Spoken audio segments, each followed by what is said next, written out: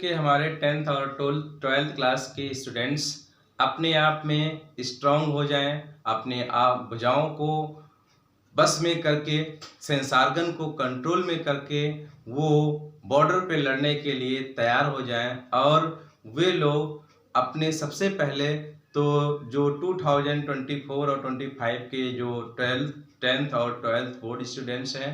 ये स्टूडेंट्स सबसे पहले स्टडी करने से पहले, स्टडी को स्टार्ट करने से पहले वो हर सब्जेक्ट के सिलेबस को स्टडी कर लें कि इस सिलेबस में क्या क्या टॉपिक्स है और हमें किस तरह से इस पूरे कह सकते हैं 9th मंथ या 8th मंथ के अंदर अंदर उसको किस तरह से पढ़ना है,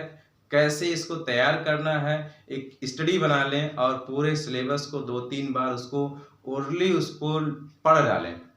जिससे क्या होगा इसका बेनिफिट कि जब किसी भी दिन किसी भी क्लास में अगर आप 5 मिनट लेट पहुंचेंगे, टीचर आपको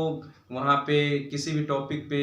एक्सप्लेनेशन कर रहा है, तो आप जैसे ही एंट्री मारेंगे तैसे ही वो टॉपिक आपको तुरंत समझ में आने लगी। इसका रीजन ये है कि आप टॉपिक के नाम पहले से सुना हुआ था, तो तुरंत आप वहाँ से आप आपका स्टडी कंटिन्यू हो जाएगी। अगर आप पहले से सिलेबस का नाम नहीं सुना है, आप किसी भी क्लास में 10 मिनट लेट होकर एंट्री करते हैं, तो आप पहले तो यही हवा में रहेंगे कि सर क्या पढ़ा रहे हैं, क्या कौन सा टॉपिक पढ़ा रहा है, इसी में पूछते रहेंगे। जो पड़ोसी वाला स्टूडेंट होगा वो ध्यान से कान लगा करके सर की ओर लगा है, वो आपकी बातों को नहीं सुनेगा, आपको ध्यान नहीं देगा, वो वहाँ पे लगा हुआ रहेगा। इससे आप पूरे पीरियड बीत जाएगा, आप कुछ सीख नहीं पाएंगे, आपको इसी डाउट में ही पड़े रह जाएंगे। तो सबसे बड़ा फायदा आपका यही होगा कि आपको तुरंत पता हो जाएगा, आपको कहीं लॉस नहीं होगा, वहाँ से कंटिन्यू हो जाएंगे। देखिए सिलेबस जो होता है एक के दौड़ का मैदान होता है, रेस ऑफ कोर्स, इसी को क्यूरिकुलम सिलेबस, क्यूरिकुलम जो है, क्यूरिकुलम का वर्ड है, शाब्दिक मीनिंग है रेस ऑफ कोर्स, जिसके द्वारा इसी दौड़ के मैदान में विद्यार्थी को, स्टूडेंट्स को साल भर आपको अच्छे से पढ़ना होता है। और ये इस तरह से पढ़िए, स्टडी अच्छे डीपली पढ़िए, जिससे वो अच्छे से अच्छे मुकाम पे जाएं, अच्छा नंबर लाएं। तो सबसे पहले आप अपने भुजाओं में भर लीजिए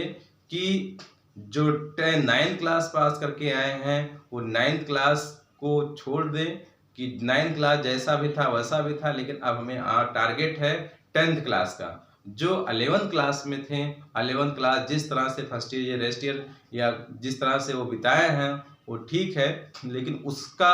3 गुना मेहनत करके, 4 गुना मेहनत करके, 5 गुना मेहनत करके आपको बोर्ड के 12th क्लास को मेहनत करना है। तो इसी पे आपको एक आप स्टेटमेंट को नोट कर लीजिए, इसके अपने हर नोट्स जो बनाए उस नोट पे लिख दीजिए। खोल दे पंख कहता है परिंदा, अभी और उड़ान बाकी है, जमीन नहीं था मंजिल मेरा, अभी तो पूरा आसमान बाकी है। इसी तरह आपको लिखना होगा, खोल दे चचुनैन गुरुजी, अभी और पढ़ना बाकी है, मंजिल नहीं था मेरा 9th क्लास 11th क्लास पढ़ना, अभी तो हमें पूरा बोर्ड एग्जाम का सिलेबस पढ़ना बाकी है। Thank you very much.